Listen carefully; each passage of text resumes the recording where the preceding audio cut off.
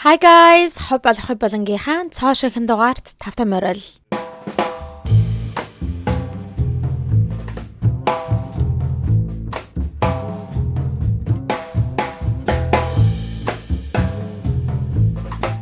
Зэмнэхан weekly recap time хэдүүлээ weekly recap хийгээгүй бас жоохон удчихсан байна.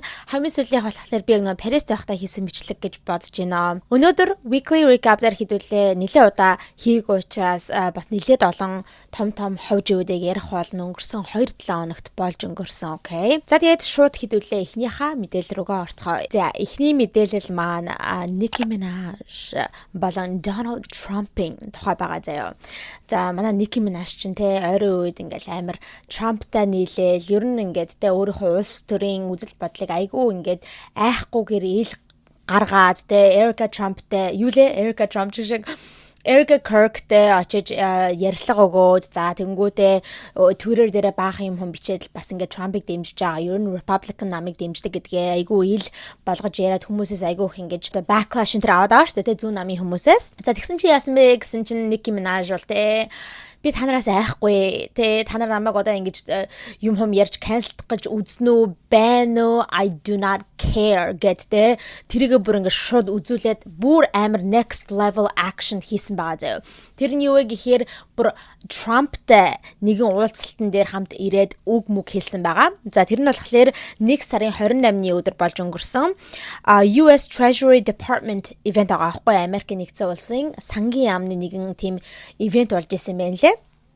За тэрэн дээр Trump эхлээд гарч ирээл ингээл үг мүг хэлээл юм ярьж байхдаа одоо нэгэн хүнийг тайзан дээр дууддаг заяа. Юу гэж хэлдэг вэ гэхээр the greatest and most successful female rapper in history гэж хэлдэг заяа. Бүр түүхэнд одоо бичигдэж байгаа хамгийн шилдэг, хамгийн амжилттай яваа эмэгтэй rapper-ыг би тайзан дээр урьж байна гэл. Тэгсэн чинь нөгөө Nicki Minaj гараад ирсэн заяа. Ёо тий нэр энэ Nicki Minaj-ийн хувцалтан дээр нь хүмүүс бүр амар шоолж байгаа заяа. Нэрэл бүр юу өмсчгөө вэ Nicki Minaj гэж би бодсон нэрээ шүү. Ёо oh my god. Яг нэг хүмүүс нэг тийм том bird шиг харагдаж нэг цацагт хяруул морилж юм уу тийм харагдаж ингээд байгаа байхгүй амар тийм том шүб өмссөн байгаа байхгүй. За яг одоо шүб бол амар ингээд юунд орсон марчтай трендэд орсон fur coat. За яг вэ шүб тренд орсон зүйлийг ингээд өмсөж байгаа нь яг вэ гэхдээ тэр ер нь тэр дотор нь өмссөн байгаа юм дээр тэр шүүб нь бол өөрт нь арай дэндүү томдсон байна гэж харагдсан. Арай дэндүү тийм oversized, арай дэндүү тийм зузаан. Тэгээд өөрийнх нь бүхс мөкс нь угаасаа амар тийм том болохоор те тэр шүүб нь ч гэсэндээ бүр улам том болгож харагдаад нэг явж байгаа нь те бүр ингээд нэг явж ядсан. Тэгээд ингээд тайзнаар гарч ирж байгааг нь Trump бүр ингээд баг хөдөлж гаргаж ирээд нэг те хөгшөө өнийг хөдөлж гаргаж ирж байгаа юм шиг нөгөө хүн явж чадахгүй юм шиг ингэж явж тайзнаар гарч ирсэн заяо. Тэгээд тэр шүүб нь надад лавд хаалагдаагүй ингээд хэлбэр мэлбэр нь өөрт нь ерөөс зохиогүй юм шиг надад санагдсан. За яг үгүй тэрүүгээр нь хүмүүс айгүйх ингэж одоо юу яаж байгаа одоо доктор хийж байгаа окей. За тэрийг нь түр энд тавьчихъя. Яасан бэ гэсэн чи манай нэгэ гарч ирээд л те үг хэлсэн байгаа. Үг хэлэхдээ те I am probably the president's #1 fan. And that's not going to change. Гэл ингэж хэлсэн заяа. Би одоо те ерөнхийлөгчийн бүр ингээд бүр номер 1 улаан ногоон фэн нь тэгээд хизээч энэ бол өөрчлөгдөхгүй гэж хэлсэн ба.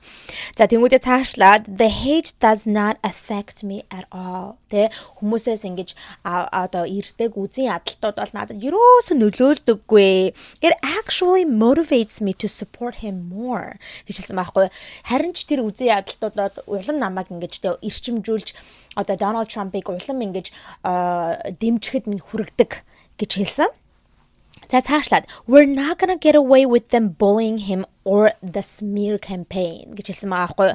Одоо хэдүүлээ болтой ингэж одоо ерөнхийлөгчийг нөгөө нэг зүүн намын хүмүүс ингэж айгүй их тэгж муу юм ярьж нэрийг нь нэр хүнд нь хаалдаж ингэж bullied-гийг нь ер нь хэдүүлээ болиулъя те хэдүүлээ энийг одоо энээс бол айха болио гэж хэлсэн байна. За тэнгуүдээ he has a lot of force behind him and God is protecting him гэж хэлсэн байгаа заяа. Тэгээ ерөнхийлөгч маань бол айгүй их одоо хүч одоо нөлөө арталт нь байгаа, дэмжлэг байгаа. Түүнээс гадна бурхан түүнийг ингээд хамгаалаад protect хийгээд байж идэг юм а гэдэг ийм зүйлийг хэлсэн.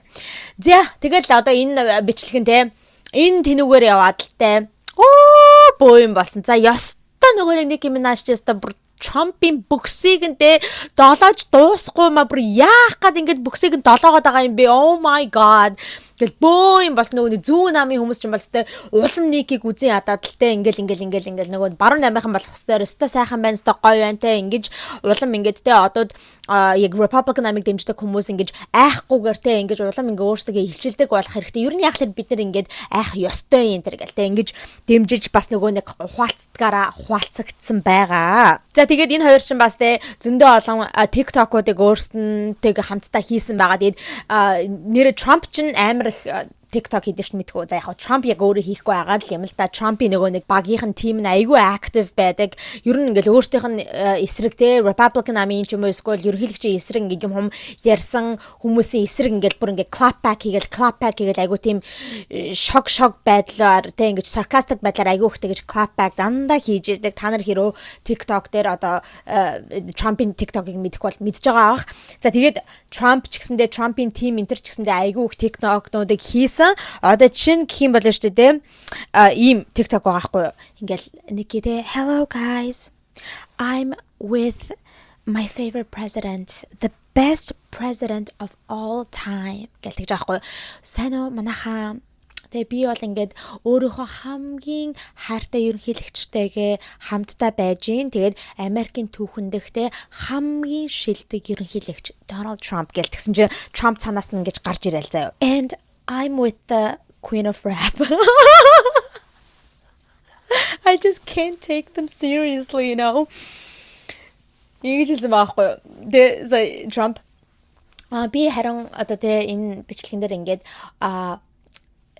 the rap industry-ийн rapping хатан хаантай ингээд хамтдаа байна гэд хоёулаа би бинийг л ингээд тэг хөөргөл байгаа байхгүй те шилдэг ерөнхийлөгч гингүүд нөгөө чи бол rapping хатан хаа шүү гэдэл те ийм жишээ TikTok хийсэн байгаа. Тэгээд ер нь зөндөө олон TikTok-нуудыг хийсэн зав энэ хоёр. Үүний дараагаар манайхаа угаасаа л нөгөө нэг аль зүүн намынхан бол ингээд шүмжлэл эхэлсэн баа штэ те одоо юугаар интернет дээр. За тэгсэн чинь Nicki Minaj улам нөгөөдөлттэй та нар намайг үзээд марина go ahead гэж юм шиг те өөрөөхөн Twitter дээр нэгэн зургийг оруулсан байгаа. За яг тэр өдрөө яг тэр ивентийнхаа дараа л юм шиг байгаа.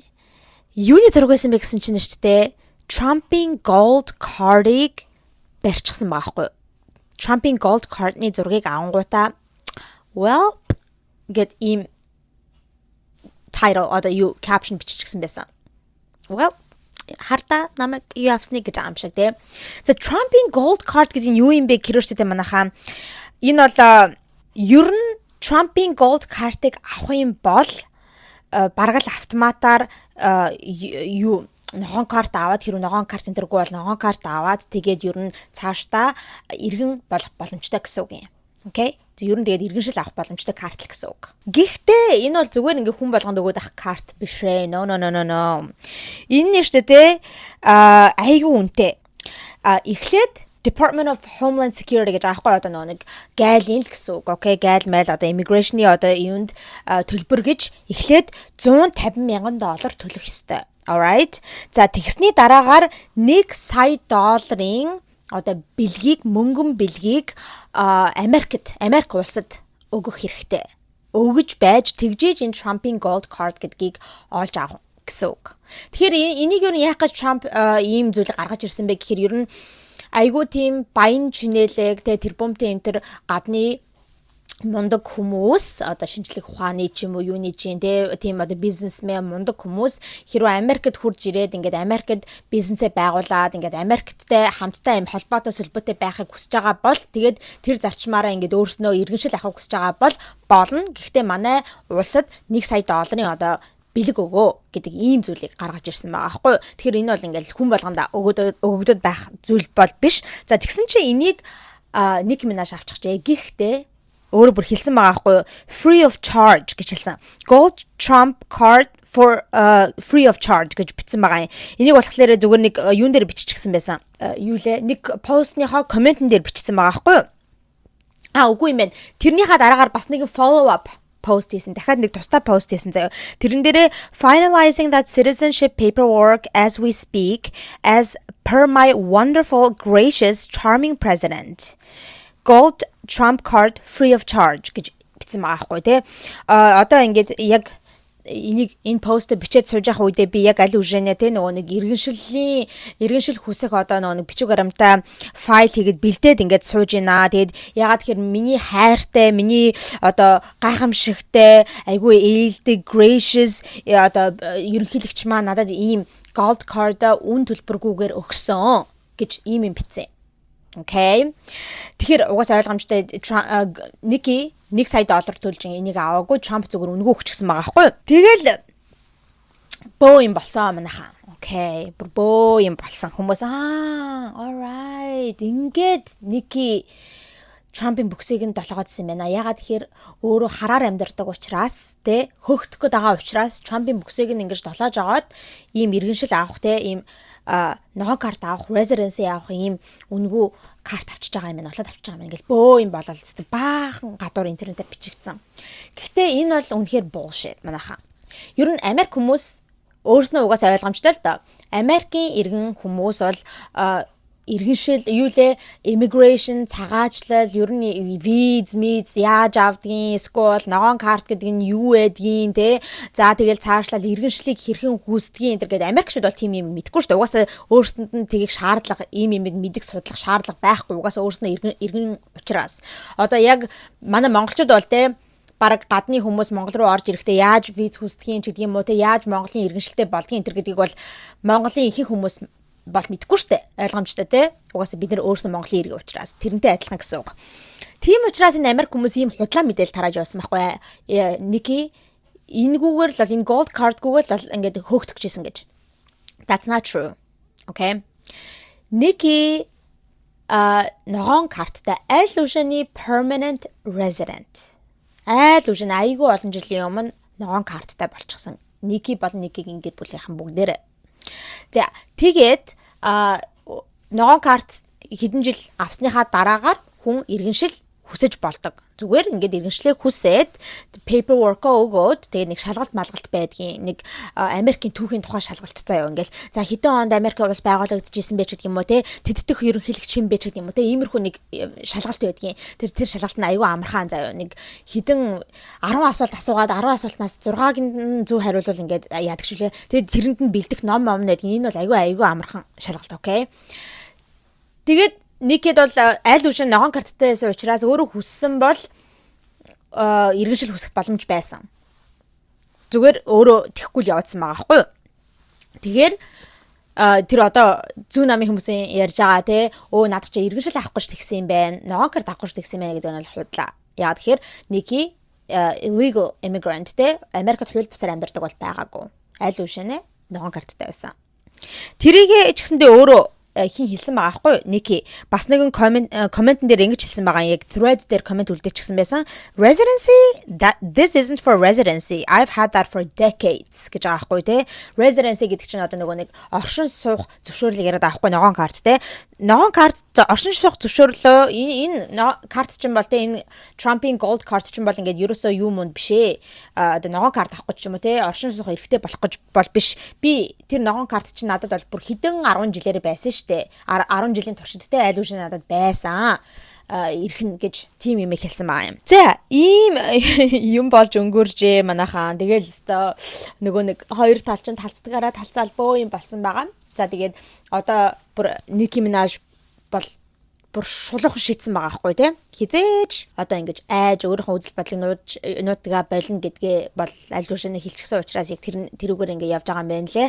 За тэгээд нэрээ not Golden Globes Grammy Awards сайхан болсон шүү дээ. Grammy дээр нэгэн эмэгтэй тэр эмэгтэй яг тийм хот мод бол бишээ заяа би яг бичлэгийг нь олоод танартаа хүргэе ямар ч бас entertainment industry-нд байдаг л нэг эмэгтэй байгаа байхгүй тэр эмэгтэй юу гэж хэлжсэн бэ гэхээр нөө улаан явсан ярилцлаган дээр одоо ярьслага өгж байхдаа хэлсэн Nicki Minaj ч угаасаа л Republican байсан тий яг Nicki Minaj-ийн хүрээллийн хүмүүс бол яг нь Hollywood industry-нд яг тийм ойртных нь хүрээллийн хүмүүс бол Nicki Minaj-ыг бүр дээр үеэсээ Republican намыг дэмждэг тий conservative үзэл бодолтой хүн гэдгийг бол бүх хүмүүс мэдчихсэн. Зүгээр тэрийгээ ингээд нэг ил гаргаж ярьдаггүй л байсан болохоор гэхдээ би одоо бол айгу нэгээр бахархаж байна. Тэг хүмүүсээс айхгүйгээр үзэл бодлоо ингээд чөлөөтэй илэрхийлж эхэлж байгаад нь би баярлж байна гэдэг нэг тийм зүйлийг тэр эмэгтэй хэлсэн байна лээ. Alright guys, за хэдүүлээ Nicki Minaj-ын тухай ховж дуусаагүй байна заяа. Энэ 7 хоногт бас нэлээд олон ховж байгаа. Nicki Minaj зөндөө олон хүмүүс рүү одоо clapback хийсэн байгаа юм заяа. Яагаад вэ гэхээр би та нартай түрүүн хэлжсэн шүү дээ. Түрүүн гинээс үлэрж байна. Нөгөө нэг Grammy-гийн хов дээр ярьжсэн шүү дээ. Ингээд Trevor Noah нөгөө нэг host нь тэ ингээд Nicki-гийн талаар ингээд joke хэлээд host-оо хин тэ Donald Trump-тай хамт цагаан ордонд ингээд байж байгаа тэ одоо тийм болохоор Grammy дээр урагдаагүй хаа энэ гэж бараг шоолж малаад л тэ. За тийм учраас Trevor Noah лөө clapback хийсэн, Chrissy Teigen лөө clapback хийсэн. За түүнээс гадна яг л Chrissy Teigen чинь нөгөө нэг юуны арт, Trevor Noah-гийн арт яг тэр joke-ийг хэлж яхад нь ингэж мэгээ thumbs up энэ хийгээсэн шүү дээ.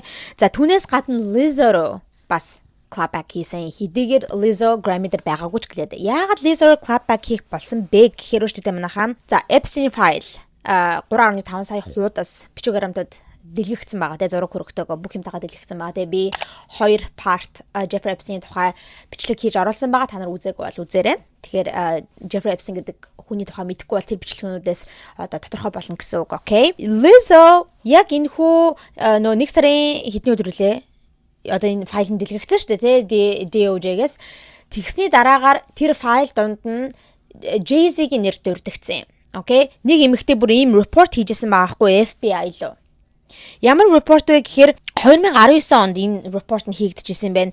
Нэг эмэгтэй ингээд юун дээр тэр арал дээр ингээд байжсэн гэж аахгүй арал дээр ингээд авчрагдаад тэгээд ингээд одоо ухаалтсан ч юм уу яатсан ч юм уу ингээд мансуурчихсан байж байгаад сэрээд өглөө ингээд сэрсэн чинь хажууд нь хэн байжсэн бэ гэсэн чинь Jay-Z болон Harvey Weinstein шүү дээ байжсэн гэсэн ингээд шалдан. Jay-Z, Harvey Weinstein. Harvey Weinstein гэдэг чинь нөгөө нэг баахан одоо шүүмжлэлд өртөжсэн айгуу тийм controversial хүмүүсийг те ингээд эмгтэй хүмүүсийг ингээд бэлгийн мүлжлэхэнд оруулдаг байсан, бэлгийн хүчирхийлэл хийдэг байсан гэдэг нөгөө нэг найруулагч залуу Холливуд айгуу муу нэртэй болчихсон те. Тэр Harvey Weinstein болон Jay-Z хоёр тэр эмгтэйгийн хажууд сэрсэн гэж байгаа байхгүй шалдан. Тэр эмэгтэй юм санахгүй байгаа. Яг бол drugged болчихсон байсан гэж аахгүй масар бол одоо уух юм хийсэн байсан гэж байгаа. Тэгээ тийм FBI report энэ эмэгтэй өгж исэн байна. Тухайн үед 2019 онд. Гэхдээ тэрхүү FBI report надад цаашаага файл хийгдээгүй юм ямар ч гэсэн энэ Epstein-ийн файлуудаас олцсон. За тэгэнгүүт хүмүүс энийг тэ олж харахад oh my god Jay-Z бол тэ дандаа ийм юмд одоо орооцолтын үний юм байна. Нөгөө нэг Sean Combs-ийн тэ дэргийн хэрэг дээр ч гэсэндээ ингээл хүмүүс гарч ирээд л тэ өө ингээ Jay-Z надтай намайг ингээ хүчинсэн хинтээ нийлж агаад дэрэгдээ нийлж агаад энэ төргээл бөөн юм болж исэн тэ. Тэгэл шүүхтэлж мөгтөлж бөө юм басан штэ. Түүнээс гадна ер нь энэ тэнүүгээр юм сонсогдоод л яадаг тэ ингээл Jay-Z тэгсэн гэсэн инээтрэ гэдэлтэй. Тэгэл ер нь бас нөө Aliaгийн үхэлтэй холбоотой гэл ер нь айгүй их одоо юм гарч иржсэн штэ тэ. Тэр тухайн нэр би юу хийжсэн шүү. Бичлэг тэ Beyoncé, Jay-Z хоёрын тухайн нэг бичлэг хийжсэн. Та бүх маань тэндээс бас олж үзээрэй. За тэгээд хүмүүс бол энэ Jay-Z-г бол угаасаа эйгүү гар юм байна энэ гэж яриад унсан чинь яасан гэсэн чинь Lizzo гарч ирээд I don't know why she did that, okay? Lizzo өөрөөхөн TikTok дээр гарч ирэнгүүтээ зүгээр л Jay-Z өмөрөөд унсан. Okay. Like why? Тэгээ өөрт нь ямар хамааралтай болох юм ингээд амар өвхөн хатан өмөрөөд байгаа юм мэдхгүй заа хүмүүс бүр гайхаад чи яагаад ингээд өвхөн хатан өмөрөөд байгаа юм бэ гэдэг. Юу ярьсан бэ гэхээр өчтөө ер нь л баг Америкчуудыг бүгдээр ингээд тэнэг гэдээ бодсон шүү. Lizzo. Бистэ яагаад энэ хүмүүс ингэж ажиллаад байгаа мэдхгүй байна те энэ Америкчууд одоо энэ Epstein файл дотор ингээд хүмүүс нэр нь дурдагдлаа гэд бүгдээрээ тэгээ бүх тэр дурдгдсан хүмүүс бүгдээрээ одоо ингэж хүн амтаа хүчинтжсэн гэсэн үг биш. Би одоо барагстай Америкийн хүмүүсийн одоо иргэдийн ухаан санаанд өстой айгүй баг гутарчин гэсэн нэг тийм утгатай үгнүүдийг хэлсэн заяо. Ингэж хэлсэн. Losing faith in the average intelligence of the American person. Энтэр гэж хэлж байгаа байхгүй юу. За түүнээс гадна бүр айгүй тийм сонин жишээ өгсөн. Хэрв чи ингээ Walmart дэлгүүр рүү очиод нэг хүнсний дэлгүүр байдаг.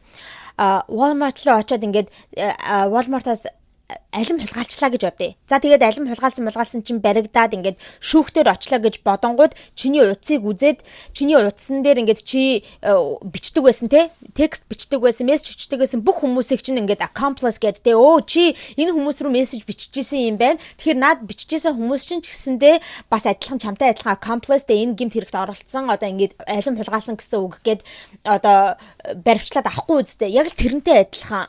Тэгээ зүгээр ингээд нэр нь ингээд файл дээр дурдагдлаа имэйл энэ төр бичигдчихсэн байна гэд юу аахгүй одоо гэмт хэрэгтэн болохгүй гэд ингэж хэлсэн байгаа хгүй. За яах вэ? Би бол ингээд Лизогийн хэлж байгаатай тэр алимны одоо тэр юу өгж байгаа нь айгүй тэнэг байгаа хгүй. Жишээ өгж байгаа нь ямар ч холбогдлого what the fuck гэж агар ба те. Гэхдээ жоохон би санал нийлж би ч гэсэн өөрийнхөө видеоноор хэлсэн шүү дээ, тийм. Зүгээр ингээд нэр нь ингээд тэр файлн дээр гарч ирлээ, search result-аар гарч ирлээ гэд яг тэр юмд нь оролцож исэн гэсэн үг бол биш ээ гэдгийг бол би хэлсэн. За гэхдээ энэ Лизогийн яг өмөрөөд байгаа гол хүн нь болохоор Jay-Z байгаа хгүй. Энэ Jay-Z-гийн болохоор зүгээр нэр нь дурддагдсан зүйл биш, энэ чинь FBI-ийн report байгаа хгүй. Тэ Америкийн тагнуулын газраас юу лээ? FBI ч тагнууллаа. Юу лээ? I don't know. Okay. За та нар мэдчихэж байгаа те. FBI одоо бүр ингээ хохирогч нь мэдүүлэг өгсөн тийм файл нь гарч ирж байгаа. Энэ бол зүгээр нэг нэрэн дурддагдсан зүйл бол биш байгаа байхгүй юу? Тэ. Тэгээ бүр ингээ Jay-Z үхэн атлан өмөрөөд байгаа болохоор хүмүүс why are you defending him? Тэ. Айгу ингээ гайхаад.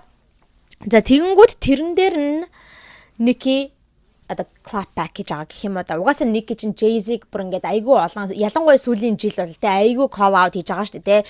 Нэг бол Jay-Z-тэй бүх юмыг ингээд юу яадаг удирддаг те music industry-гийн айгүй муухай хорон санаатай хүн намайг дандаа ингээд Grammy-гаас ингээд snap хийдэг хүн чинь бол ингээд хин Jay-Z тэгээд Jay-Z Super Bowl-ыг удирддаг учраас Super Bowl halftime show-н дээр хэнийг гаргах уу гэдгийг мэддэг айгуу тийм зөвүүн одоо хорон санаатай сатаныг одоо worship хийдэг хүн энэ гэл ер нь Nicki бол ингээд амар Jay-Z-ийг эсрэг гэдэг шүү дээ тийм. Тэгээд тийм учраас Lizzo Jay-Z-ийг өмөрчөнгүүд Nicki ингээд clap back хийсэн ба. Юу гэж tweet хийсэн бэ гэхээр яг тэр өдрийн заяа Grammy-гийн өдрийн ингэж хийсэн байна. Fat Lizzo lost 300 pounds just to sell 300 albums. So now she has loose skin and a flop album and a weird charge. Sheesh. Гэвчсэн маахгүй. Тэгснэ нэг Chucky гэдэг үл нэг хүн халаад яваад байдаг хүүхэлтэй байдаг шүү дээ. Тэр хүүхэлтэйний зургийг ингэ тавьчихсан заяа. Ингэж хэлж байна. Бүдүүн Lizzo 300 pound одоо өөхөө хасчаад одоо 300 хон ширхэг альбом цомгоо зарахын тулд 300 паунд өөхөө хассан. Тэгээ турсан. За гэхдээ одоо бол цаадах чинь ингээд одоо унжсан арьстай тархан хүмүүс тархан байж байгаа гэг үнтэй турхаар ингээд амар ингээд унжсан угаас айл үжин гэд мэдсэн ингээд сунцсан байгаа болохоор ингээд унжсан байдаг шүү дээ. Одоо бол ингээд цаадах чинь сул унжсан арьстай тэгэнгүүтээ flop альбомтой буюу бүтлгүүдсэн хинж тоож авахааргүй ийм одоо цомогтой тэгэнгүүтээ бас weird chargeтэй байгаа гэж байгаа байхгүй. Weird charge гэж хүмүүс энийг одоо юу яриад байгаа юм бол ямар weird charge ямар утгаар хэлсэн байлаа гэж яриадсан чинь хүмүүс ингэж гаргалагаа гаргаж илээ. Сонин charge буюу charge гэдэг үгийг юу гэж хэлж байгаа вэ гэхээр зүйл анги гэсэн үг шүү дээ. Одоо ингээд гэмт хэргийн зүйл ангитэй 7 charges against me гэх юм бол 7 зүйл ангиар миний эсрэг ингэж яасан маасан гэсэн үг шүү дээ. Тэгэхээр weird charge гэхээр сонин зүйл ангиудтай байгаа гэж байгаа байхгүй. Энийг юу яриад байна гэхээр та нар хэрэг санаж байгаа бол энэ чинь яг 2021 онд илүү 2022 онд гарсан хил ам байгаа штэ. Lizzo-гийн нөгөө тоглолтын дээр нь ажиллаж исэн нэлээ хэдэн арийнханд бүжигчд нь нэлээ хэдэн эмэгтэйчүүд гарч ирээд ингээд Lizzo-гийн эсрэг ийм гомдол гаргаад шүүх мөхтчихсэн штэ. Нөгөө нэг өөрсдийг нь нэгт хамгийн том charge нь болохоор юу байсан? Өөрсдийг нь sexually одоо harass хийдэг байсан тий. Одоо тийм бэлгийн дарамтанд оруулдаг байсан. Яг хүчндэх гээгүүл дээ тий. Бэлгийн дарамтанд оруулдаг байсан. Хүсээгүй ахт нэндэндээс нь барьдаг ч юм уу тий. Айгу сонь sexually inappropriate зүйлүүдийг хийдэг ч юм уу тий. Тиймэрхүү маягаар sexually harass хийдэг байсан. Түүнээс гадна өөрсөндөө амар муухай харьцаж одоо body shame хийдэг байсан. Өөрө бүдүүн мөртлөө тий ингээд тэр эмэгтэйчүүдийгээ өөч тураач мураач тий ингээд баг чи баг наад ийм хоол идэж байгаа оронд баг алин мэдээч энэ гэдэг нэг тэгж ярьдаг гэсэн аахгүй. Тэгсэн мөртлөө өөрийнх нь одоо хүмүүст харагддаг нь болохоор өөрөө угаасаа бүдүүн болохоор те би body positive гэдэг тийм учраас дандаа ер нь өөрийнхөө backup dancer-уудыг ер нь бас ингээд те plus size одоо тийм таргандуу юунуудыг авдаг байсан шүү дээ бүжигчдэг. Өөрийнхөө хамтлаг мамтлагч гэсэндээ ингээд жоохон таргандуу хүмүүсээр ингээд одоо members-уудад дүүргдэг байсан. Тэгэж ингээ хүмүүс харагддаг байсан мөртлөө яг үнэндээ бол ингээд араараа болохоор тэр хүмүүсийг ингээд доромжлон явж идэг гэсэн байхгүй ч турааж мараач гэдэг юм уу те алим мажи алим мэдсэн дээр энтер гэдэг те тэгээ явж идэг байсан бэ нэлээ. Тийм юм гарч ирээд яг 21 онд санагдаад байна 22 онд ч байлаа. Тэгээд бөө юм болоод тэгээд Лиза чи энийг ингэж deny хийгээд тэгээ би тэгдэггүй ингэдэггүй наад хүмүүс ч худлаа ярьж ингээд за тэгээ яг тэр sexually harassment гэдэг charge нь бол ингээд юу яасан бэ нэлээ одоо drop хийгдсэн юм нэлээ lawsuit-нээс нь гэхдээ тэр нөгөө нэг harass хийдэг байсан тэгж хил амаар доромжилдаг байсан муухай харцдаг байсан гэдэг тэр нь болохоор одоо ч гэсэндээ шүүх мөхөр ингээ явагдаж байгаа зүйл. Тийм учраас ингээд Nikki weird charge сонирхолтой зүйл анги тэг хачин сонин зүйл ангиар ингээд шийтгэх гээд байж байгаа бидтэй гэсэн нэг тийм утгаар хэлсэн юм шиг байлаа. За тэгээд цаашлаад манайхаа Nikki Trevor Noah руу хандаж бас нэгэн юу хийсэн байгаа. Tweet-ийг бичсэн байгаа яг тэр нөгөө Grammy-гийн өдөр. Trevor refuses to come out the closet when everyone in the industry knows his boyfriend. Allegedly. Гэж хэлсэн байгаа аахгүй. Юу гэж нэг гэхээр тэ. Trevor ингээд одоо хүртэлтэй ил болгоод өөрийнхөө нөгөө бэлгийн чиг баримж байгаа ил болгохоос ингэж айдгаа тэгээд нөгөө шүгэнээсээ гарч ирэхгүй байдгаа хэдийгээр аль үжээ Hollywood-ийн индастригийн бүх хүмүүс Trevor Noah-гийн найз залуу хэн бэ гэдгийг мэддэгч гэлээдэ гэж хэлсэн байгаа байхгүй. Тэгээд хүмүүс бас энэ дээр айгүй хэм ярьж илээ. Ер нь бол тиймэрхүү ховжууд байдаг. Trevor Noah-г бол ингээд яг үндэ бол ижил хөөстөн гэхдээ ерөөсөө ил болгодоггүй худлагаасаа нуудаг. Тэгээд гадуур ингээ хайдаа ингээ папараццид явж байгаа нэг эрэхтэйтэй явж байгаа байхгүй. Гэхдээ тэрийг бол өөрийнхөө найз гэдэг. Гэхдээ ер нь жоохон ингээд тийм холбоотой юм шиг. Тэгээд гей байх энэ төр бол те ямар ч тийм буруу одоо зүйл энэ төр бол биш шүү дээ те.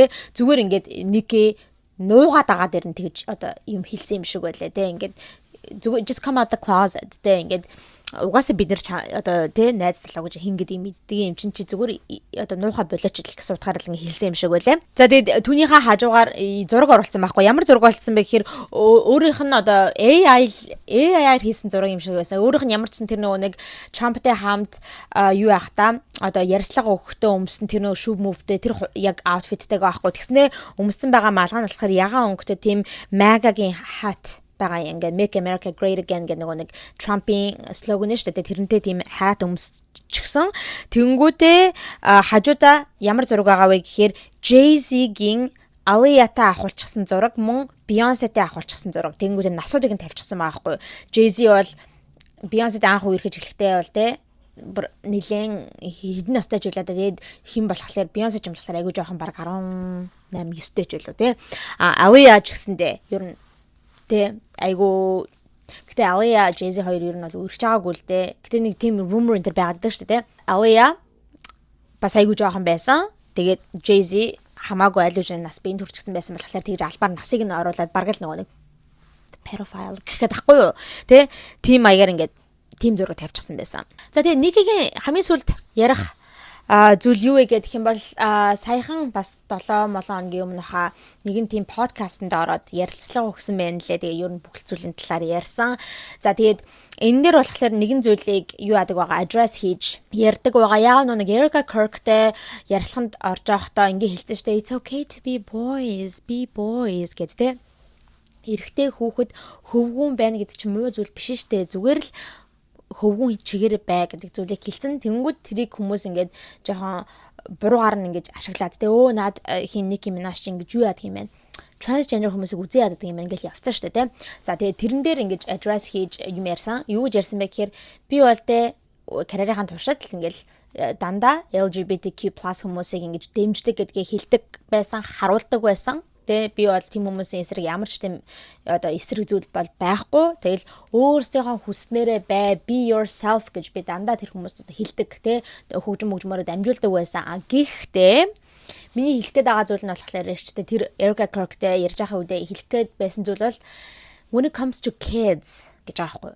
Яг хүүхдүүдийн асуудал дээр бол тэ би тэр тэгж болохгүй. Яг хүүхдүүд насанд хүрээгүй хүүхдүүд дээр бол бид нэг ингээд те бараг л шууд би эрэгтэй хөвчиг мэдрэхгүй ангиуд нь очиод ингээд барьж аваад хормон өгөөд ч юм уу те эсвэл ингээд доотлыг таслаж аваад ээж болохгүй энэ чинь те жоохон хүүхдүүд энэ чинь ингээд яг тархин develop хийж амжаагүй байгаа. Тэгэхээр бид нар одоо насанд хүртэл нь одоо тэгж тэрийг зөвшөөрөхгүй байх хэрэгтэй. Ийм хийхээ болох хэрэгтэй. Тийм утгаар нь би жоохон хүүхдүүд дээр хэлсэн болохлээс биш.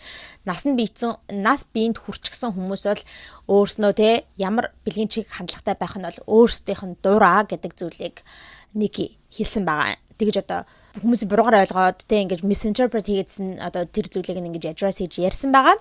За түүнээс гадна айгүй энэтэй. За энэ айгүй ингэж viral болсон. Нэгэн залуу энэ болохоор би бүр detail руу орохгүй нөө Minneapolis хотод нэг IC одоо эйжентүүдийн эсрэг айгүй юм болоод бослог болоод бөө юм болоод нэг 2 хүн нас орчихсан байгаа шүү дээ те.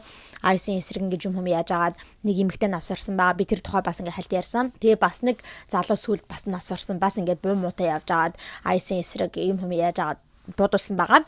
За түүнээс гадна яг Minneapolis хотод яг сүм дотор Sunday те бүтэн сая өдөр болгоо ингээд Америкчууд чинь сүмлөгөө явдаг штэ те ингээд тэгэд бүтэн сая өдрийн өглөөний одоо нэгэн сүмийн service байжсэн чинь нэг баахан хүмүүс орж ирээд те одоо ингээд одоо IC эсрэг байдаг хүмүүс гэсэн үг те орж ирээд ингээд юм бослох шиг юм хийсэн. Үүмэн самиун тарьсан сүм дотор.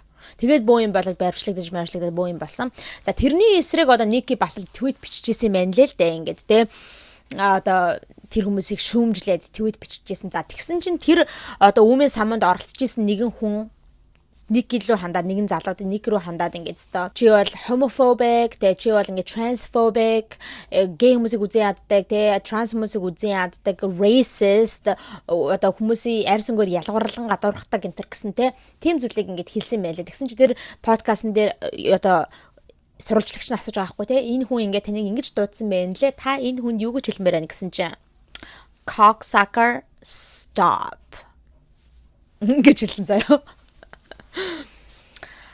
Зүгээр л хоёрхан үг байгаа хгүй те cocksucker буюу одоо ер нь доромжийн үг штэ те доотхыг хөхөгчл гэсэн үг штэ те чи юм уу болор зүгээр л stop тэр аяг гоё байсан шүү те амар юм л дэлж ордог те тийм үгийг хэлсэн байгаа манайха. Окей. За тэгээ тэр хэсэг нь бас аягүй файл болж энд нүгээр явсан байгаа. Cocksucker stop. За манайхан одоо хэдүүлээ цаашлаад арай жоохон өөр хүн рүү оръё. Гэхдээ бас ер нь Никитэй холбоотой хүн заяа. Яагаад тэгж хэлж байна гэхээр Никигийн Grammy-гийн дараахан одоо clapback хийж tweet бичсэн хүмүүсийн нэг нь байгаа. Тэр нь болохоор Chrissy Teigen. За яг би тэр яг Chrissy Teigen-д хандаж юу гэж tweet бичсэн бэ гэдгийг бол Grammy-гийн бичлэгээр ярьчихсан. Одоо Chrissy Teigen-ийг ингэ хэлсэн шүү дээ, тэ. Урд нь эрэгтэй хүний бэлэг эрэгтэндээ байсан одоо бараг л trans хүн гэд хэлчихсэн шүү дээ, дуудчихсан. Тиймэрхүү tweet биччихсэн. За Chrissy Teigen яасан гэсэн чинь манайхаа she shouldn't have done that, okay? Chrissy Teigen ч угаасаа өөрөө айгүй controversial хүн. Та нар мэдэх үү? Айгүй. Яг энэ бол ингээ 2020 оноос эхлүүлээд болж ирсэн зүйл 20 он 21 оноос. Тэрнээс өмнө бол хүмүүс ч олстой Chrissy Teigen-ийг John Legend хоёрыг тэгээ айгүй гоё хосууд гээл TikTok яг ингээл дөнгөж blow up хийж хахад энэ хоёр айгүйх ингэж те Chrissy Teigen айгүйх юу яадаг байсан бичлэг энэ хийгээл те айгүй active байдаг байсан. Тэгэл Kardashian-ы гэр бүлийнхэнтэй айгүй амар ойр дотн.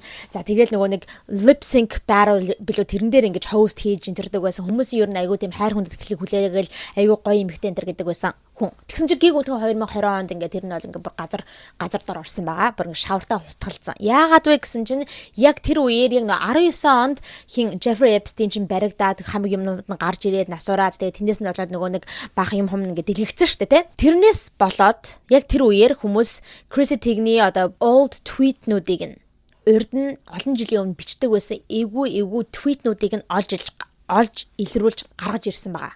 Тэгээд what the fuck энэ хүн чинь те энэ Chrissy Teigen чинь бүр ингээд Jeffrey Epsteinтэй айгүй холбоотой юм. Энэ чинь бүр ингээд өөрөө энэ эмэгтэй чинь өөрөө pedophile юм байна штэ те. Ямар амар tweetнууд бичдэг байгаа вэ? Энэ хүнийг одоо шалгах хэрэгтэй гэж бөө юм болоод cancel гэд тухайн үед бөө юм болж исэн. Тэгээд хамгийн аимшигт нь яг тэр үеэр ингээд Chrissy Teigen штэ те. Яах учраа болох юм бэлсэн юм уу яасан ямар ч тэр үеэр бүр 60 мянган tweetнуудыг устгаж исэн. Өөрийнхөө урд нь айгүй олон жилийн одоо туршил бичижсэн сонь эвгүй tweetнүүдээ 60,000 tweetнүүдийг устгасан байгаа байхгүй юу. Тэгэнгүүтээ 1 сая Twitter аккаунтуудыг блок хийсэн гэсэн. Ягаад гэвэл тэр аккаунтнууд нь яг иймэрхүү одоо твитнүүдийг гаргаж ирээд resurface хийлгүүлээд ингэж тавьж маяад cancel энэ гэх тийм хөдөлгөөнийг эхлээд байгаа болохоор тийм аккаунтнуудыг бүгдийг ингээд 1 сая аккаунтнуудыг блок хийсэн гэж байгаа байхгүй юу. Энэ бол тухайн үед 2021 оны үеэр болж исэн үйл явдлын. За тэрнээс хойш болоод ингээд ер нь айгүй дугааж мэг байгаадсан шүү дээ Chrissy Teigen, John Legend хоёр чинь. Ялангуяа Chrissy Teigen те. Яг бол хүмүүс айгүй үзий яддаг болчихсон учраас.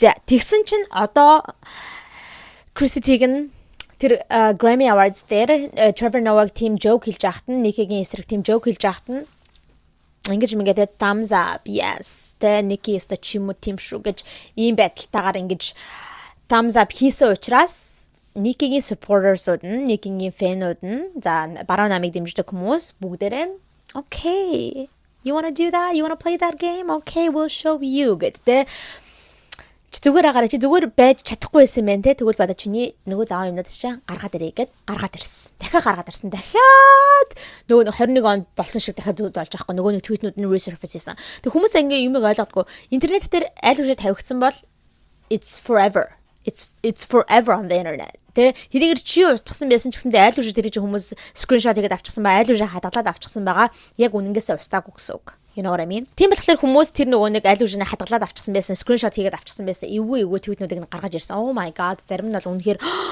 амар эвгүй заяа манайхаа. Та нарт тэднээс нь уншиж өгье. Okay. Нэг нь ингэж байна. За би шууд юу ачи заяа орчуулаа явчихъя.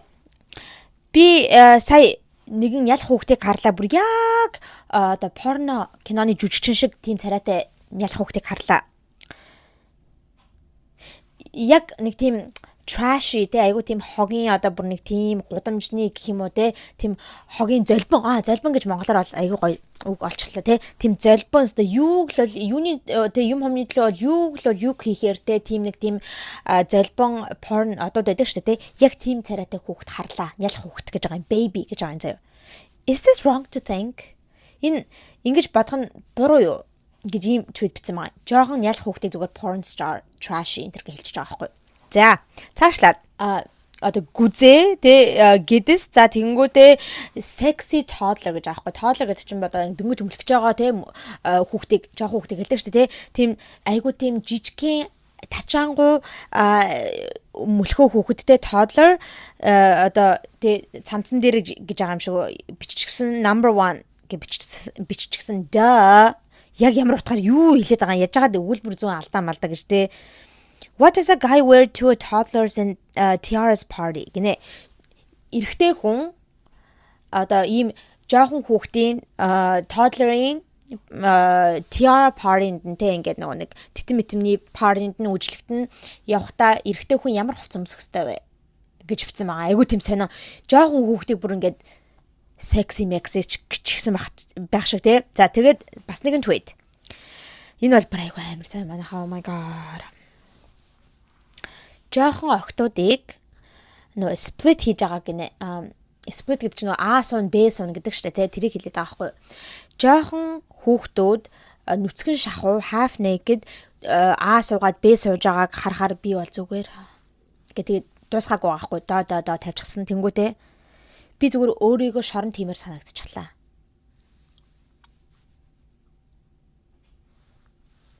Right? My jaw is on the floor. Зүгээр ирүүн мултрах шахлаа. Ийм амар заавын бичиж өгсөн байгаа байхгүй те.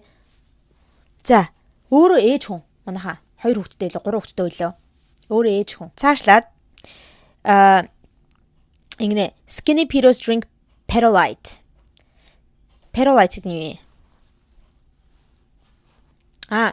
Perolite гэж юм байхгүй мэн Pedialyte гэнэ тэр нь болохоор ингээд юу юм бэ л да oral rehydration solution гэнэ юу цангаагч нь тайлах одоо тэр rehydrate хийх тийм амдаа ингэж зайлдаг юм шиг байна ингээд одоо сод мод ч юм уу те сод модоо ингэж юм хумдаа зайлдаг штэ тийм юм байна ингэж хэлж байгаа хгүй туранхай pedos боёо жоохон хүүхдийг одоо хүчинждэг хүмүүс юу ядгаа Perolite уудгаа гэдэг нөө Pedialyte гэдэг тэр одоо зүйлийг үгийг нь өөрчлөөд Piro гэдэг үгийг оруулаад ийм уудгаа гэж бичсэн байгаа байхгүй. What does that mean? Юу гэсэн үг юм те? За тэгээ цаашлаад энэ бол бүр айгүй заяа. Ингэж хэлсэн байна. Хэрэг хин нэгэн хурж ирээд те чи энэ хүний махыг идээд тэгснийхаа дараагаар чи хүссэн маха бүр ингээд амьдралынхаа туршид идэж болно.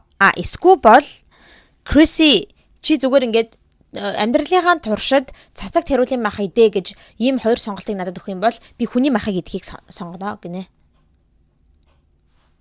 2014 онд бичижсэн твит байна. За, цаашлаад. Ямар амар твит вэ энэ бас. Би айгу уудаад байна. Би ингээд жоохон хүүхдүүдийг төрж байгаа бичлэгийг үзмээр байна. Жоохон хүүхдүүд төрж байгаа штэ. Манайхаа хүүхдүүд эмэгтэй хүн хүүхд төрүүлж байгаа бичлэг биш. Жоохон хүүхдүүд giving birth. Okay? Жоохон хүүхдүүдийг ингэж төрж байгаа бичлэгийг үзмээр байна. Хүүхд төрүүлж байгаа бичлэгийг үзмээр байна. Би хаанаас одоо өсвөр насны хүүхдүүдийг те ингэж хүүхд төрүүлж байгаа бичлэгийг үзэж болох вэ? MTV-гээс үзэх үү? I mean that doesn't make sense but I'll try. MTV-гээс үзнэ гэхээр бас болохгүй л ахта те ингэж угаасаа байхгүй л ахта. Гэтэ би яг try хийгээд үзье. Оролдоод үзье. MTV байна уугүй үзье гинэ. What the fuck? За 13 онд бичсэн юу вэ? Tweet байна.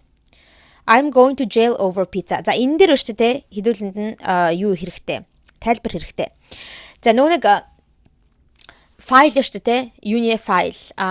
Jeffrey Epstein файл задлагдсанаас хойш ийм одоо code word-нууд гарч ирсэн байгаа. Энэ бол FBI-аас ингэж зарлагдсан одоо байдаг тийм code word-нууд ингэнэ.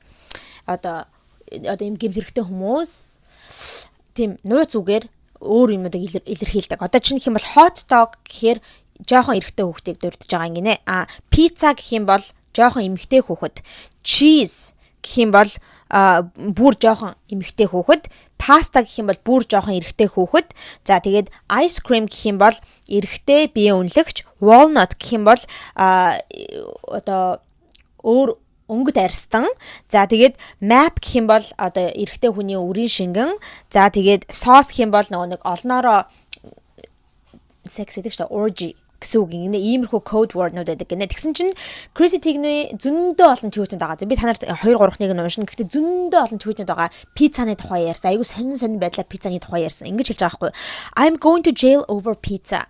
Би пиццанаас болоод шоронд явна гинэ.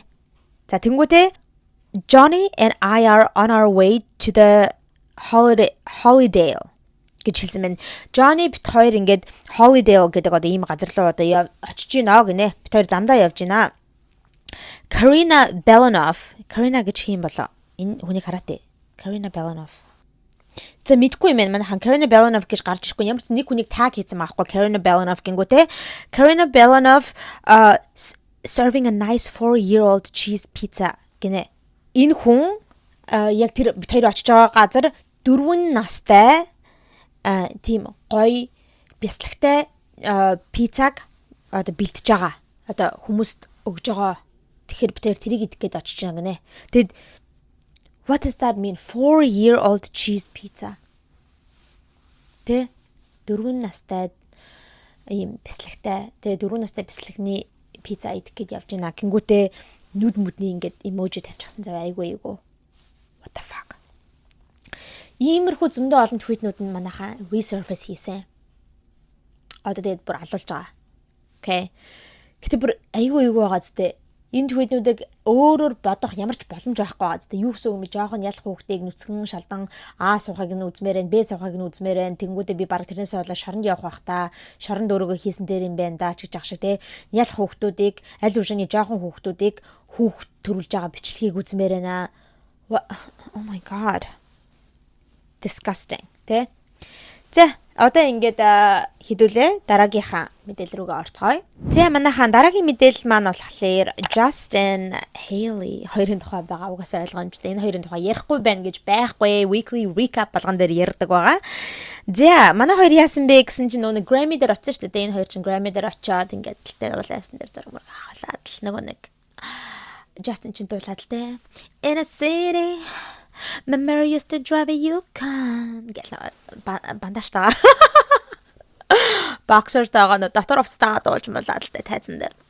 Нөгөө нэг Haley-тэй ихнэр Ингээл нөхрийгөө дэмжээд л те алж өгсөн байгаа. За тэр тухай бол хэдүүлээ аль Grammy-гийн бичлэгтэр ярьчихсан. За одоо ярих гэж байгаа зүйл нь юу вэ гэхээр Grammy-гийн after party-ны талаар юм байна. Окей. Би та нартай бас тэр бичлэгэн дээр хэлжсэн шүү дээ. Энэ after party болоо зөндөө олон одууд ингээ очсон. Тэгээд Hailey, Justin хоёр ч гэсэндээ хамтдаа очсон мэн лээ. Тэгээд хамт зураг мураг авахуулаад ингээ хийсэн. Ингээд хэлжсэн те. За. Очихдоо бол энэ хоёр хамтдаа очсон байгаа юм. Party-н дээр. Тэгээд хамт зураг мураг авахуулаад байжгаад. За тэгсэн чинь папараццийн юг олж ингээд capture хийсэн бэ гэхээр хэдэн цагийн дараагаар Hailey ганцаараа гараа явж исэн. Паринаас ганцаараа гараад одоо жолоочтойгоотой ингээд машинд суугаад яг машиныхаа ардлынхаа суудал дээр суугаад ингээд явж байгаа папараццад ингээд зураг нь авахчихсан байхгүй. Окей. За тэгсэн чинь Justin гарч ирдэггүй. Justin байхгүй. Тэгснээ Justin бас нэлээд олон одоо хугацааны дараагаар гарч ирсэн. Гарч ирэхдээ найзуудтайгаа нэлээд хэдэн залуучуудтай түүнээс гадна маш их олон хэмжээний эмэгтэйчүүдтэй party bus руу орж байгаа нь харагдсан. Одоо зүгээр машин цугаад явах биш. Ингээд нэг том одоо үйлчлэгний party тийм автобус те van гэдэг шүү дээ. Тим юмд ороод цугаад явж байгаа нь харагддаг. Тэгээд очиод өөр газар очиод дахиад шавуулсан байгаа байхгүй юу?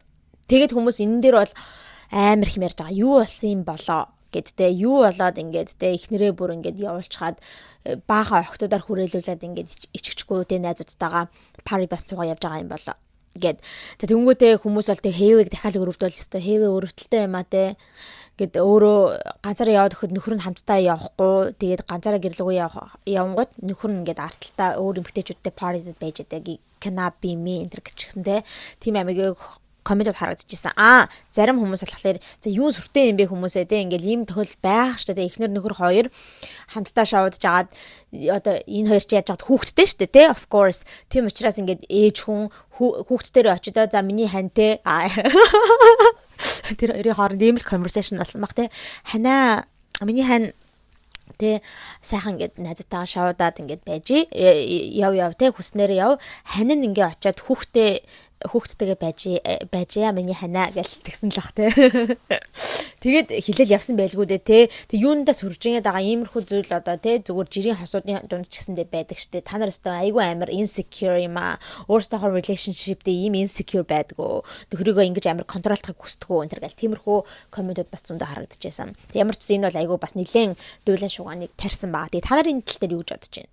Зүгээр ингээд нөхрийгөө орхиод яваад тэ нөхөр нь ингээд парад үлдэх нь зүгээр үү эсвэл хамтдаа явсан дээр байсан уу? Tell me. Okay, tell me what you think. За түүнээс гадна Grammy-гийн үеийн ганц хоёр одоо моментууд viral болж явсан байгаа. Энэ хоёрын одоо хамтдаа байгаа моментууд энэ хоёр би танарт хэлжсэн шүү дээ. Тэр Grammy-гийн бичлэгтэр бас ингээд нөө Selena-гийн фэнүүд гарч ирээд л харалтаа өстой Selena-тай улаавсны ясал дээр алхахлаар болохоор айгүй гоё ингээл Selena-д ингээд embrace хийгээд л айгүй care хийгээл плаж барьж өгөл гэсэн чи одоо энэ дээр болохоор те Hailey-тэй болохоор өстой бүр баймааргүй байгаа юм шиг тэр царай мэрэг нь харалтаа бүр ядчихсан. Тэгэл Hailey л гарнаас нь хөтлөө нөгөөх нь болохоор гараач ингээд хөтлөхгүй ингэсэн байна энэ төр гэдэл те бөө юм болгоод яриадсан гэж тэгсэн шүү дээ те. За тэгсэн чинь Hailey-гийн Justin-ийн фэнүүд гарч ирээд эсрэгээр нь юу яриад байгаа юм бэ?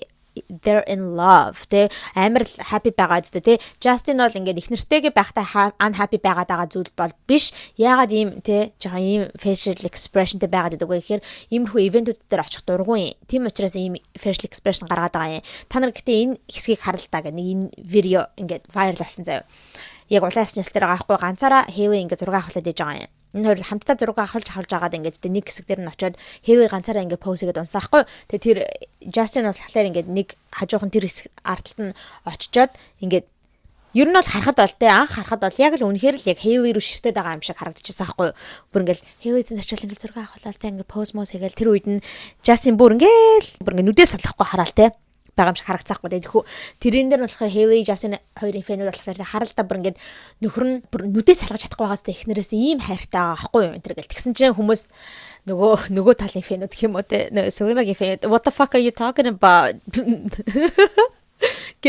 Наад Justin чи юу Hailey руу харах бүр шал өөр зүйл рүү ширтээд дээ штэ хараачтай гэд заяа. Яасан гэсэн чинь яг тэр бичлэгнийх нь яг төгсгөл хавцаа харсан чинь Hailey ингэж пост хийж яагаад ингээд одоо Justin л ойртож байгаа шүү дээ те. Ойртоод хажууд нь очиход бол ингээ хөдлөө явж байгаа гэсэн үг шүү дээ те. Тэгсэн чинь Justin-ы харцсан байгаа тэр харц ширтэж байгаа тэр ширтэлт бол тасраагүй. аль үжэний хэдийгээр ингээ Haley хажууд нь ирчээд хахад Justin тэр юу л ширтжсэн бүүмэд ямар ч сан тэр ширтжсэн зүг рүүгээ ширтээд харсаар л байсан. Тэгсэн чинь юу яриад байгаа юм бэ? Наад Justin чинь Haley руу огтхон ч ширтээгүй байна те. Шаал өөр газар ухаан санаа нь ингээ ширтцэн явж штэ гэд. Тим зүйлийг гаргаж ирээд бас энэ хоёр талын фэнүүдтэй бөөл ингээл одоо комментээр алалтсан байгаа юм. За түүнээс гадна бас нэгэн одоо юу зүйл момент нь viral болсон юу вэ гэхээр та нар ч гэсэн бас тэрийг харсан байх гэж бодож байна. Нэг хэсэгтэр яг нэг Grammy-гийн дотор тэ ингээл нэг одоо ч юм хумаа уугаал ингээл идэж мэдээдэлтэй ингээл юм хумаа үзэл сууж байдаг штэ тэ.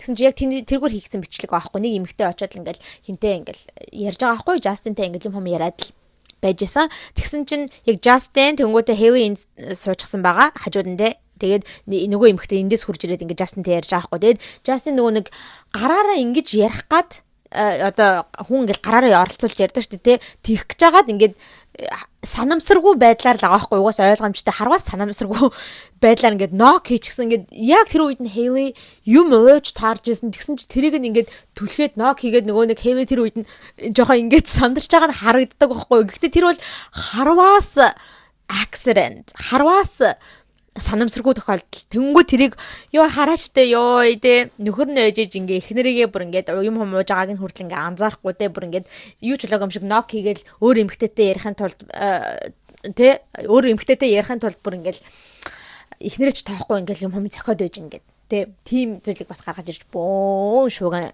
дүүлэн шууган болсон маа. Тэгэл хүмүүс ёо өрөвтчлөө Haley-гээ өрөвтчлөө бүр ингэж агаар салаач тэ өөр гой залуучтай өөрийг нь хайрлах гой залуутай яваачтай энэ төр гэл бөө юм болсон байгаа. За манайха иймэрхүү одоо дүүлэн шууганууд байна. Haley, Justin хоёрын тухай дээр болохоор. За түүнээс гадна хэдүүлээ одоо энэ хоёрын тухай ярьсных жоохон ингээд те өөр сэдв рүү ороодох. Гэхдээ бас энэ хоёртой жоохон холбоотой, окей. Энэ болохоор Kendall Jenner-ийн тухай хавж байна.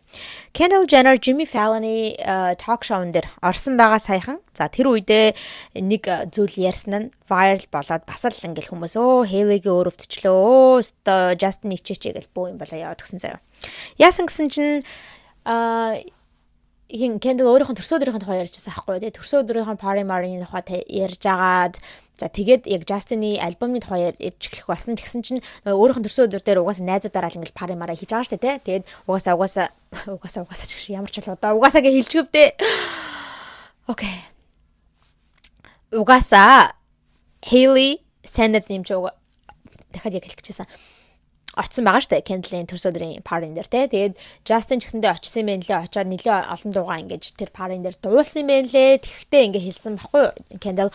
Тэгээд нөө нэг Justin-ы Swag тэр альбомд нь орсон Devotion гэдэг дуу штэ те. Тэр дуунд болстой би амар дуртай байсан. Альбом гарч ирэхээс өмнө тэр release хийгдэхээс өмнө би бүр ингэж амар дуртай байсан. Гэхдээ тэр Devotion гэдэг дуу баг одоо орохгүй байх боломжтой байсан гэнэ яг цомог дунд нь орохгүй байх одоо тийм үе мөч байсан гинэ. Тэгстэй тэгээд Kendall болохоор үгүй айгу гоё дуу please ингээд оруулаа гэж бараг л persuade хийгээд ингээд тэ оруулсан гэсэн зүйлийг ярьсан байхгүй. Тэгээд тийм болохоор яг юун дээр миний төрсө өдрийн party-н дээр ингээд Justin нэлээд хэдэн дуу дуулцсныхаа дараагаар ингээд намайг тэр өрөөний өөр хэсэгт байж хаад ингээд тайзнаас ингээд shout хийгээд Kendall this song is for you гэж хэлсэн гинэ. Чи энд бол чамд зориулсан шүү гэж ингэж хэлсэн гинэ. Тэгээ тэр нь болохоор тэр нөгөө Devotion гэдэг дуу байгаа байхгүй. Тэгээ тэрэн дээр яг ингэж ярьж байхад Jimmy Fallon oh my god he dedicated it to you гэж хэлсэн байхгүй. Тэрэн дээр ингээ хүмүүс баахан юм яриад байгаа. Dedicated to you гэдэг нь болохоор ингээд хүнд нэг юмыг зориулна гэдэг шүү дээ. Одоо би энэ тоглож байгаа зохиолоо бол ингээд би энэ хүнд зориуллаа гэж тэгээ энэ зохиолыг бол би энэ хүнд зориулж бичсэн юм а ч гэдэг юм уу те ингэж зориулсан гэсэн үг шүү дээ. Dedicated те.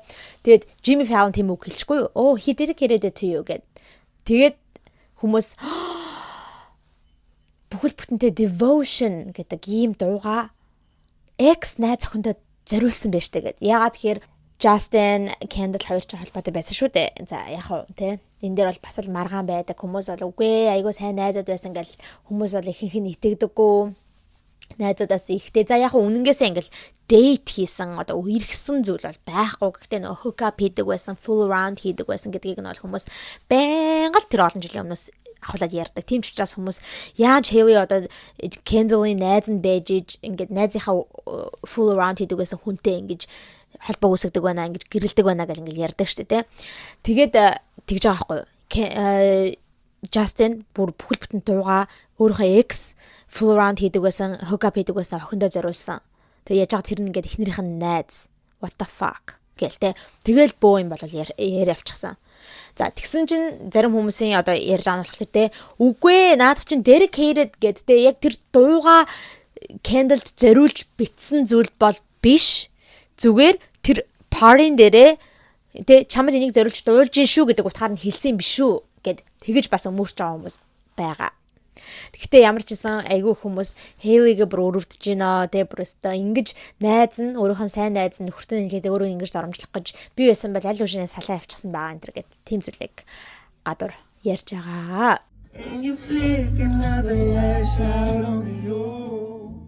За тэгээ цаашлаад манайха Kendall-ийн тухай бас нэгэн ховж байна. Юу вэ гэхээр өштэй цаадах чинь бас айгүй тийм humor сайнтай охин шүү. Super Bowl сайхан болоод өнгөрсөн шүү дээ. Нэрээ Super Bowl-ын тухай тусдаа ховын бичлэг хийх болно. Манайхаа Super Bowl halftime-ийн тухай эргэн тойронд нь бас зөндөө олон ярих үйц ховж өгöd байгаа. Тэгээд удахгүй тэр бичлэг орно. Одоо юу ярих гэж байна вэ гэхээр одоо Super Bowl-ын дундуур явдаг commercial-ууд те зар сурталчилгаанууд гэдэг бол айгүй чухал яадаг шүү дээ. Айгүй их мөнгөөр компаниуд ингэж мөнгө төлж иж Super Bowl-ын commercial хийлгүүлдэг. Super Bowl-ын дундуур явах те зар сурталчилгаануудаа явуулдаг. Тийм ч учраас Super Bowl-ын commercial-ууд айгүй тийм зүгээр зар сурталчилгаануудыг бодох юм бол арай илүү another level байдаг. За тэгсэн чинь Kendall нэгэн юунд тогложээ. Super Bowl commercial тоглосон байгаа хгүй. Энэ нь болохоор Fanatics Sportsbook гэдэг ийм одоо bet хийдэг. Одоо боцоо тавьдаг ийм одоо хөтөлбөр байгаа юм. Одоо хөтөлбөр ч юм уу аппликейшн ч юм уу. Энэ нь болохоор нэг sports боцоо гэсэн үг байхгүй юу? Одоо Super Bowl болох гэж байгаа юм чинь ингээл хоёр хөл бөмбөгийн байгаа шүү дээ. Алин дээр нь ингээл аль нь ялах вэ гэдэг дээр ингэж боцоо тавьдаг гэсэн үг. Тим сайт байгаа байхгүй юу? За тэрний одоо юу хийж байгаа юм? Зар сурталчилгаа хийж байгаа. Гэхдээ айгүй сонирхолтой, айгүй инээдтэй тийм commercial яасан. Энэ бол өстой хүмүүст айгүйг таалагдсан. Би та нарт ийм бичлэг хийж өгч байсан шүү дээ. Та нар санаж байгаа бол Kardashian Curse гэдэг зүйлийн тухай те.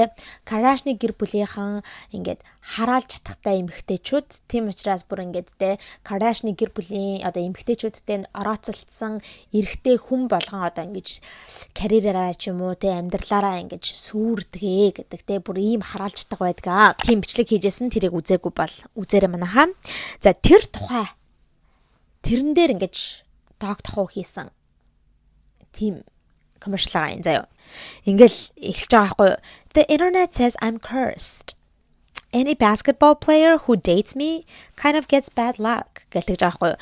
Интернетийнхэн бол ингээд намайг одоо cursed буюу ингээд хараагцсан гэж яриад байдгаа. Тэгэд миний үерхсэн сагсан бөмбөгийн тоглогч болгон ингээд надад үерхсэнийхаа дараагаар ингээд муу зүйл өөрсдөнд нь тохиолддгоо гэж одоо интернетийнхэн ярьдаг гэж байна. Тэнгүүтээ ингээл өөрийнхөө нэлээ олон тий дандаа ерөн саксныхантай ингэж үерхдэг байсан шүү дээ. X-үүд нь бол дандаа саксныхаа except Bad Bunny тий.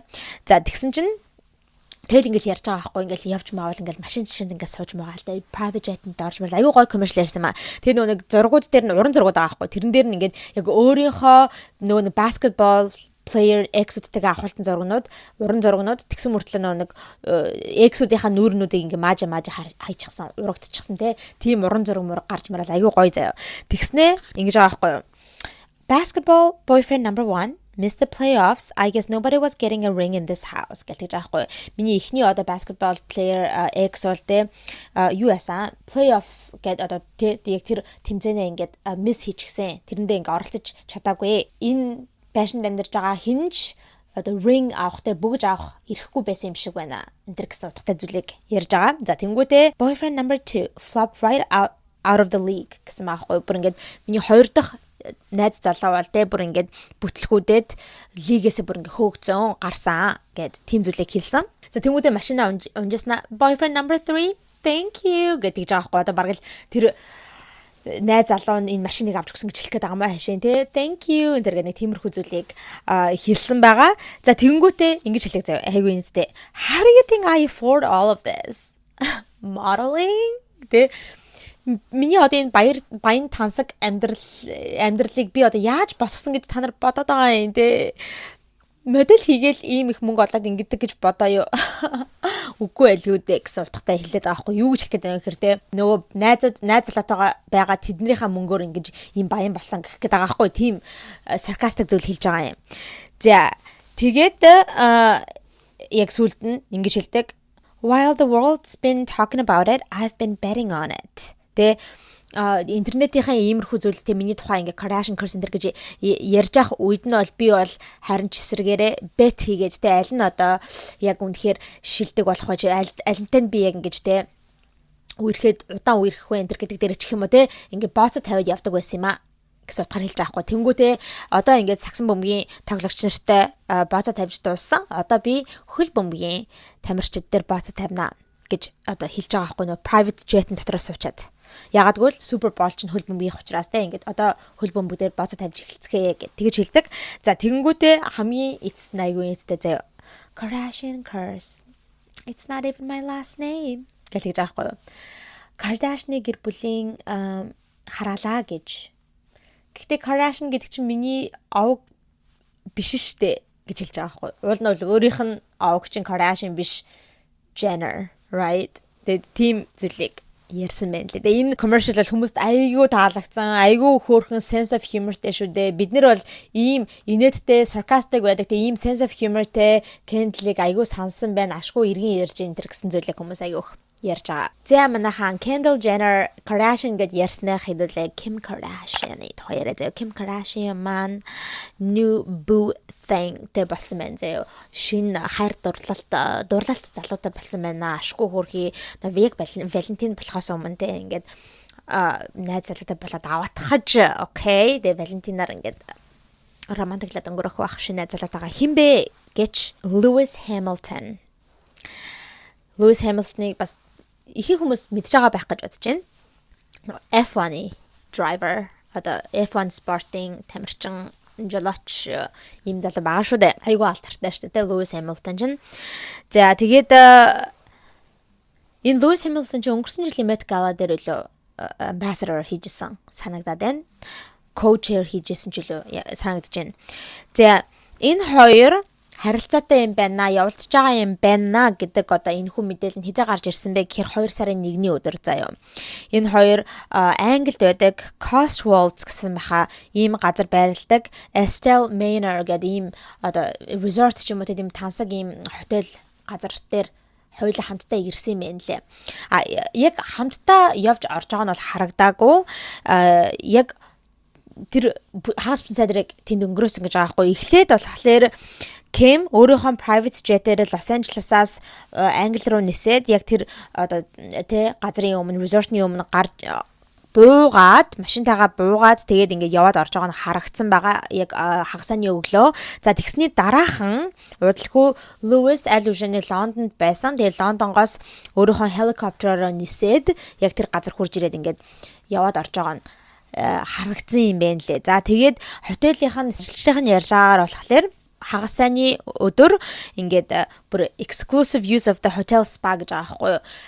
Тэр хотелийн нөө spa энтертэй массажны хэсэг, пул хэсэг энтрийг бол ингээд зөвхөн тэр хоёрт зориулаад ингээд хаагаад өөр хүмүүсийг оруулахгүйгээр тэгээ энэ хоёр хоёулахнаа тэнд ингээд спагаар ингээд үйлчлүүлж байжсэн гэсэн. За тэгснийхаа дараагаар яг тэр хотелдээ байдаг тийм private roomed ресторанын private roomed тийм хувийн тэ ийм тусгай өрөөнд энэ хоёр хоёулахнаа оройн хоол зоогуулсан юм байна лээ.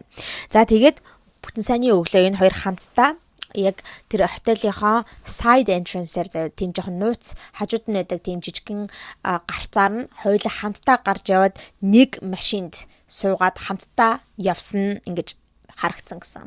За энээс болоод ингээд хүмүүс oh my god Lewis Hamilton Kim K хоёр ингээд үехэд эхэлчихгээл бөөн яриа болсон. Тэгсэн чинь энэ хоёр бол энийг confirm хийгээд юун дээр Super Bowl дээр confirm хийгээд hard launch хийсэн байгаа. Өөрсдийнхөө relationship-ийг яг ил болгосон байгаа. Ягаад тэгэхээр Super Bowl дээр энэ хоёр хамтдаа энэ одод чинь ингээд private box-тэй байдаг шүү дээ, тэ. Олон нийтэд хамтдаа үзэхгүй, тэ. Ингээд нэг өөрсдийн гэсэн нэг юм шилэн box-уудтай байдаг. Тэн дотроо энэ хоёр хамтдаа сууж исэн. Тэгээд яг артталт нь болохоор Kendall Jenner, Hailey Bieber хоёр суужсэн дээр өөр хажуугаар нь энд нэгээр ингээд одод байсан. За ямар ч зэн хоёр ингээд хамтдаа ингээд юм яриад айгу дотн байгаа нь бол ер нь харагдчихсан. Тэгээд ер нь бол хүмүүс энэ хоёрыг hard launch хийж ийн гэж бодсон байгаа. За тэгээд энэ дээр бас бөөгөө яриа болсон. Ядж хаад нэг артталт нь энэ хоёрын артталт нь Kendall Jenner байсан болохоор яагаад гэж манайхаа 2015 онд Kendall Jenner, Lewis Hamilton хоёр явуулж байгаа гэсэн rumor гарч байсан. Яагаад гэхээр энэ хоёр айгуу дотн ингээ байж байгаа зургнууд нь цацагдсан байгаа тэрч битгий хэлээ штэ тэ. Monaco Grand Prix гэдэг одоо Monte Carlo-д болсон энэ хөө одоо ивент дээр Kendall хиний зүйлтэг зүүчихсэн байсан. Lewis Hamilton-ы тим зүүдэг өөрийнх нь gold chain алтан тим гинжиг Kendall зүүгээд ингээд хамтдаа байж байгаа нь харагдсан. Тэгээ хүмүүс яг тэр тухайн үед бол энэ хоёрыг бол ингээд те үерхэж байгаа юм байна, явуулж байгаа юм байна тэргээл бөөл ингээд дуулаа шууган гарч исэн. Тэгвэл тухайн үедээ бол ингээд хин Lewis Hamilton deny хийжлээсэн юм байна л дээ. Үгүй бид хоёр ингээд явуулдаагүй те. Kendall бид хоёр бол айгүй олон жил ингээд найзууд байгаа юм аа энэ төр гэж хэлсэн юм байна лээ. Тэгээд ер нь хин чин Lewis Hamilton чин Kardashian гэр бүлийнхантай одоо Kimтэй чин сүүлийн 10 жил ингээд найзууд байгаа гэсэн. Тэгж жаад одоо гэгүнт ингээд romantic холбоотой болчихсон. За гэхдээ хүмүүстэй за та нар бол ингээл дандаа л угаасаа явуулж ясна үнэн мөртлөөл ингээл гарч ирэл өө явуулж байгаагүй гэл динай хийдэг үстэй те тухайн үед бол тийм rumor гарч ирсэн үнэн та хоёр бол угаасаа л айгу cozy харагдчихсан. Тэгэхээр Kendall-тэй явж ирсэн нь бол үнэн байх.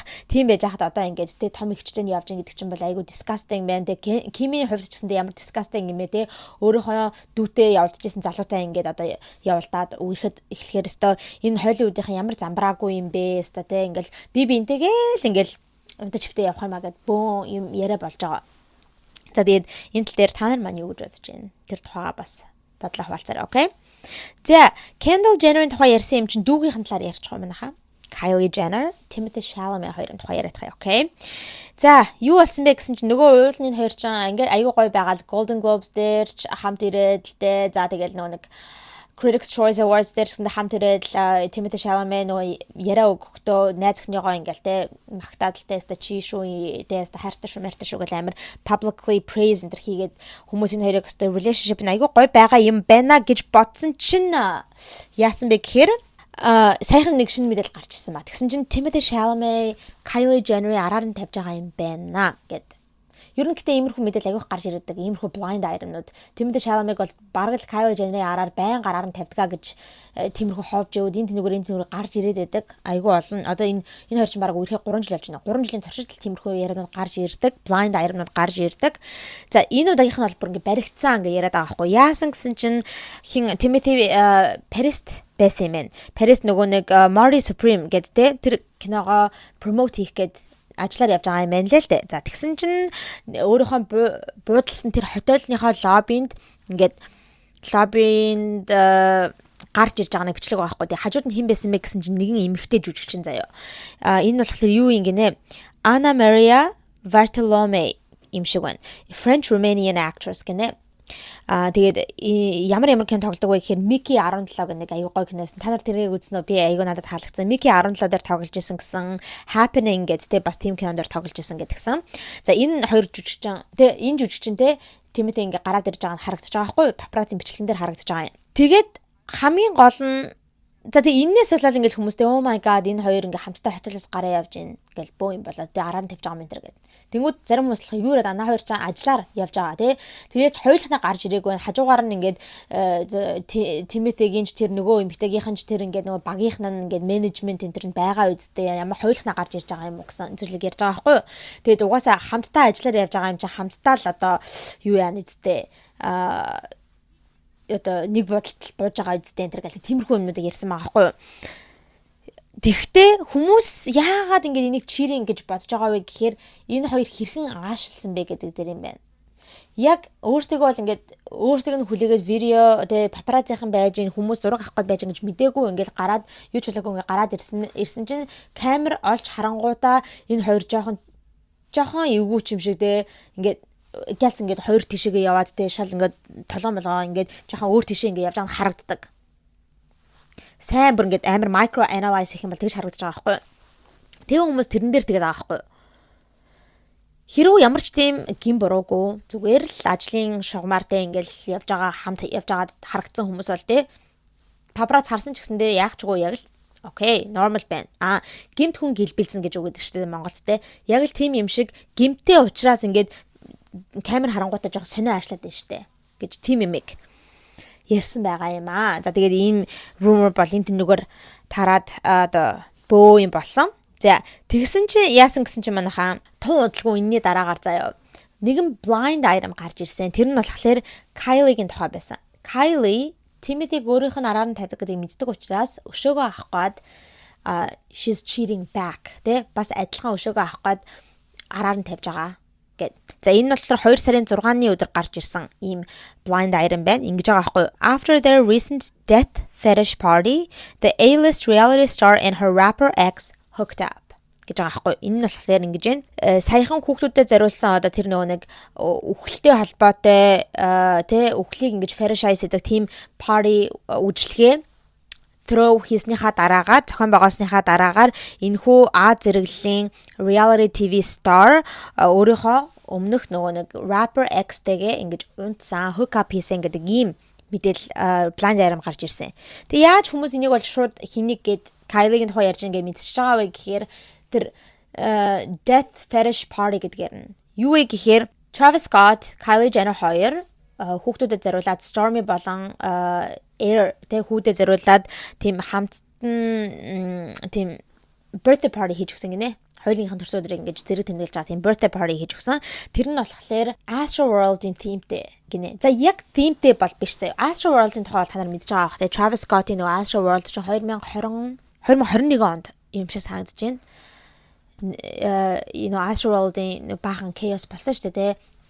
Тоглолтоо хийгээд байжсэн чинь баахан stampede болоод те 10 хүнээс сурсан маш олон хүмүүс гэмтсэн. За тэгээд айгүй их шүүмжлүүлдэг нь болохоор Travis хэдийгээр тийм одоо те paramedic center ирээд ambulance center ирээд өмнө шуган болоод байгааг мэдсэн мөртлөө 30-аад минут ингээд дуулаад зогсоодсан гэд те юугаа зогсоохгүй гэд тэгэж айгүй шүүмжил аваад шүүхтүүлж мөхтүүлээд бөө юм болсон ш тэгэл гарч ирэл уучлахгүй байгаа те. Тийм байж нөө нэг 2018 онд Astro World гэдэг альбом цом нь гарч ирсэн те. Тэрнийх нь cover зургийг нь харах юм бол нэг тийм Travis-ийн толгой байгаа байхгүй те. Толгоогоор ингээ хийчихсэн ангаачихсан юм шиг те. Тэгсэн мөртлөө нэг тийм хүүхдүүд орж тоглож болдог нэг тийм юу яадаг штэ те. Одоо тийм trampoline юм шиг те. Тим юмны зураг. Тэгсэн мөртлөө өөрийнх нь толгойн дүрс. Та нар одоо энэ зургийг байгаа те. За тэгээд энэ 2018 оноос ахуулаад өөрийнхөө хүү охиндоо зориулаад Stormy-д зориулаад Stormy-гийн нэг насны төрсөн өдөр, 2 насны төрсөн өдөр, 3 насны төрсөн өдөр гуруулаа энэний themeтэй байсан. Astro World-ийн themeтэй байсан. Тэгээд нэрийг нь өөрчлөөд Astro World гэхийн оронд Stormy World гэчихсэн байсан байхгүй юу? За гэхдээ тэгэд энэ одоо бөө 2021 оны tragedy болсноос хойш бол ингээд тэрийг хийхгүй байжгаад тэгэд саяны өнгөрсөн төрсөн өдөр дээр нь болохоор 2 хүүхэдтэй зориулаад яг Stormy World гэх тэр theme одоо нэрлээгүү л байгаа юм л та. Гэхдээ хүмүүс юу болж харсан бэ гэсэн чинь нөгөө нэг юу вэ штэ Astro World-ийн тийм дүрстэй тэр cover дээр нь байдаг нөгөө Travis-ийн царайтай тэр нөгөө trampoline нэг тийм байшин байжсэн. Blow up тийм нэг байшин байжсэн. Тэг хүмүүс what the fuck те яаж те бүр ингээд хохирогч нарыг бараг доромжилж байгаа юм шүү те. Тэр Astro World гэдгийг л ингээд хүмүүс сонсонгоо тэр хохирогч нар бол амар байдаг бах те. Зөндөө олон хүмүүс одоо ингээд гимцэн түүнээс гадна 10 хүн нас барсан ийм tragedy байхад тэрийг одоо бараг Astro World гэдэг үгээ мартах хэрэгтэй байдал те. Юу ч болоогүй юм шиг тэр Astro World-ийн тэр cover art-н дээр гардаг зүйлийг жоохон хүүхдийн төрсөдөр дээр дахиад ашиглаа явж идэг. Бараг одоо энэ хохирогч нарыг доош нь хийгээд байгаа юм шүү энэ төр гэд те. Бөөн тим юм болсон байгаа юм. За тэгээ тэрийг яриад аахгүй нөхө blind item дээр. Тим амар муухай заван балер парtyгаа хийчгээд тэрнийхээ дараагаар тэр парtyныхаа дараагаар энэ хоёрыг hook up хийсэн гэдэг байгаа байхгүй юу? Би бинтийг унтсан гэд. Тэгээд Kylie бол ингээд Timothy-гээс хариугаа авах гээд өшөөгөө авах гээд ингээд би бинийхээ араар тавиад яваад байгаа юм гэдэг ийм мэдээлэл ховж гарч ирсэн байгаа. За манайхаа та бүхэндээ зөндөө олон ховыг өнөөдөр хүргэлээ. Тэгээд өнөөдрийн маань хов жив мэдээлэл таалагдсан байх гэж найдаж байна. Хэрэв бичлэг маань таалагдсан бол лайк дараарай. За тэгээд channel дээр subscribe дарж амжаагүй байгаа бол subscribe дараарай. За миний Instagram account right here. Instagram-ыг нь бас дагаарай. За ингээд дараагийнхаа хоболох болонгаараа цоор шин хэмжлэгтэйгээ уулзалтлаа. Түр баяртай.